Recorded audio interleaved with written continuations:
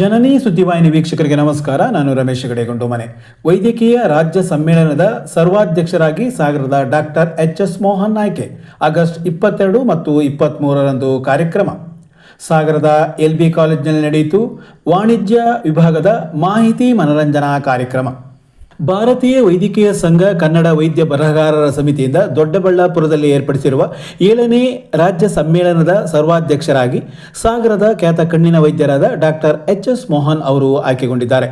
ಸಮ್ಮೇಳನ ಆಗಸ್ಟ್ 22 ಮತ್ತು 23ರಂದು ನಡೆಯಲಿದೆ. ಸಮ್ಮೇಳನದ ಸರ್ವಾಧ್ಯಕ್ಷರಾಗಿ ಆಯ್ಕೆಯಾದ ಡಾಕ್ಟರ್ ಎಚ್.ಎಸ್. ಮೋಹನ್ ಅವರನ್ನು ಸಾಗರದ ಸಂಘ ಅಭಿನಂದಿಸಿದೆ. ಈ ಕುರಿತು ಭಾರತೀಯ ವೈದ್ಯಕೀಯ ಸಂಘ ಕನ್ನಡ ವೈದ್ಯ ಬರಹಗಾರರ ಸಾಗರದ ಸಂಘದ ಅಧ್ಯಕ್ಷರಾದ ಬಿ.ಜಿ. ಸಂಗಮ್ ಅವರು ತಮ್ಮ ಸಂಘದ ಪರವಾಗಿ ಅಭಿನಂದನೆಯನ್ನು ತಿಳಿಸಿದ್ದಾರೆ. ವಾಣಿಜ್ಯ ಶಿಕ್ಷಣ ಎಂದರೆ ಕೇವಲ ಖರೀದಿ, ಮಾರಾಟ, ಲೆಕ್ಕಪತ್ರ ನಿರ್ವಹಣೆ, ಬ್ಯಾಂಕಿಂಗ್ ಮುಂತಾದವುಗಳು ಮಾತ್ರ ಅಲ್ಲ.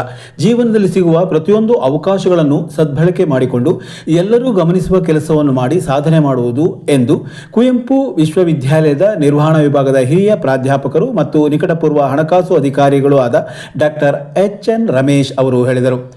ಎಲ್.ಬಿ. ಮತ್ತು ಎಸ್.ಬಿ.ಎಸ್. ಕಾಲೇಜಿನ ವಾಣಿಜ್ಯ ಶಾಸ್ತ್ರ ವಿಭಾಗದಿಂದ ಆಯೋಜಿಸಿದ ವಿನೂತನ ಕಾರ್ಯಕ್ರಮ ವಾಣಿಜ್ಯ ಮಾಹಿತಿ ಮನರಂಜನೆ ಉದ್ಘಾಟಿಸಿ ಅವರು ಮಾತನಾಡುತ್ತಿದ್ದರು. ಹಿಂದಿನ ಕಾಲದಲ್ಲಿ ಖರೀದಿ ವ್ಯವಹಾರಗಳು ಮತ್ತು ಲೆಕ್ಕಪತ್ರಗಳ ನಿರ್ವಹಣೆಗೆ ಸೀಮಿತವಾಗಿದ್ದ ವಾಣಿಜ್ಯ ಶಿಕ್ಷಣ ಇಂದು ಬದಲಾಗುತ್ತಿದೆ. ವಾಣಿಜ್ಯದ ವಿದ್ಯಾರ್ಥಿಗಳು ನಿರ್ವಹಣಾ ವಿಷಯ, ತಂತ್ರಜ್ಞಾನದ ಬಳಕೆ ಸೇರಿ ಎಂಜಿನಿಯರಿಂಗ್ ವಿದ್ಯಾರ್ಥಿಗಳು ಓದುತ್ತಿರುವ ವಿಷಯಗಳನ್ನು ಇಂದು ಕಲಿಯುತ್ತಿದ್ದಾರೆ. ಆದ್ದರಿಂದ ಕೇವಲ ತರಗತಿ ಬೋಧನೆಗಳಿಗಷ್ಟೇ ಸೀಮಿತವಾಗದೆ ದೈನಂದಿನ ಜೀವನದಲ್ಲಿ ವಾಣಿಜ್ಯದ ಪಾತ್ರವನ್ನು ಅರಿಯಲು ಪ್ರಯತ್ನಿಸಬೇಕು ಎಂದು ಅವರು ತಿಳಿಸಿದರು.